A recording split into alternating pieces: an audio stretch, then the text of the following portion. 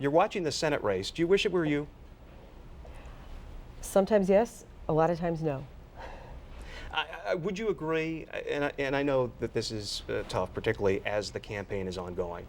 But by all indication, when you look at fundraising, when you look at momentum, when you look at staff turnover, there is an indication here that the Fisher campaign is in trouble. Is that your?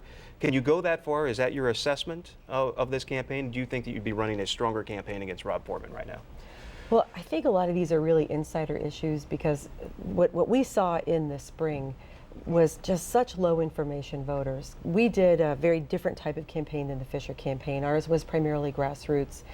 And what we found in our phone banking was dyed-in-the-wool, voting every election Democrats who were not in the party structure really didn't have any idea who was running at all. And what we saw in the primary was that the TV advertising did make the difference to put Lee Fisher over the line.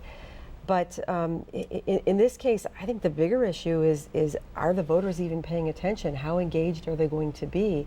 And so staff turnover and all this inside baseball stuff, I don't think really matters to voters. But it keeps a campaign on message. It does kind of give a forward direction and some momentum to a campaign. And particularly I mean, your strength obviously was the grassroots. It was the people that are on the blogs and progressives within the party. They're inspired by constant staff, people they get to know, people that they can contact or that they're in touch with. So, I mean, the turnover is a reflection, is it not, of some chaos in a campaign? It can be, but if you look at campaigns, and our campaign in the primary went on for over a year, it is very seldom that the campaign manager who starts the campaign, especially when it goes over a period of a year, is the same campaign manager at the end of the campaign. That's more of a rare circumstance. What about three of them? Well, that all depends on the circumstances. In the end, it's who gets 50% plus right. one. Of course, in this case, I think there'll be an independent candidate or libertarian candidate, so it's going to be a little different formula. And you've not technically endorsed Mr. Fisher. Well, that's what's confounding because you read the Washington newspapers that are focused on politics, and they make a big deal about that she's not endorsed, but I'm Secretary of State, and I'm still Secretary of State, and I made a promise when I came into office that I wouldn't endorse candidates. I wouldn't be trying to push their campaign because I don't want the voters to lose confidence in the fairness of the process. So I like Lee Fisher, great guy. I like Portman, great guy, but you know what I care about more than anything else is that we run a good election and that voters keep voting. Do you think that it seems like that was such a hard-fought primary between you and Lee Fisher? Do you think that so much emphasis and so much energy was put into the primary that when he finally won the primary, there was kind of a, okay, well, we're done now, and that now there's not enough movement or momentum to really push him forward at this point toward November? There's different ways to campaign. In our race, in my own particular race, we were focused on, we would have liked to have raised more money, we would have liked to have been on TV, but the politics of a primary didn't really permit that to happen. When you have a governor endorsing another candidate, it makes some of the party regulars feel a little hesitant to step up and work for someone who's not the endorsed candidate.